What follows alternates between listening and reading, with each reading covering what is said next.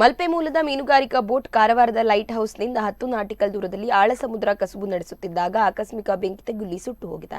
ಮಲ್ಪೆಯ ವರದ ವಿನಾಯಕ ಹೆಸರಿನ ಬೋಟ್ನಲ್ಲಿ 7 ಜನ ಮೀನುಗಾರರು ಮೀನುಗಾರಿಕೆ ನಡೆಸುತ್ತಿದ್ದ ಸಂದರ್ಭ ಶಾರ್ಟ್ ಸರ್ಕ್ಯೂಟ್ನಿಂದ ಬೋಟ್ಗೆ ಬೆಂಕಿ ತಗುಲಿದೆ. ಹತ್ತಿರದಲ್ಲೇ ಇದ್ದ ಬೋಟ್ನವರು ಕೋಸ್ಟ್ ಗಾರ್ಡ್ಗೆ ಮಾಹಿತಿ ರವಾನಿಸಿದ್ದು, ಕೋಸ್ಟ್ ಗಾರ್ಡ್ನ ಸಿಬ್ಬಂದಿಗಳು ಬೋಟ್ನಲ್ಲಿದ್ದ 7 ಜನ ಮೀನುಗಾರರನ್ನ ಹತ್ತಿರದಲ್ಲೇ ಇದ್ದ ವಜ್ರಹಸ್ತ ಬೋಟ್ಗೆ ರವಾನಿಸಿ ರಕ್ಷಣೆ ಕಾರ್ಯ ನಡೆಸಿದ್ದಾರೆ. ಬೆಂಕಿ ಆಹುತಿಯಾದ ಬೋಟನ್ನ ಕಾರವಾರದ ಬೈತಕೋಲ್ ಬಂದರಿಗೆ ತರಲಾಗಿದ್ದು, ಘಟನೆಯಿಂದ 25 ಲಕ್ಷ ರೂಪಾಯಿ ನಷ್ಟವಾಗಿದೆ.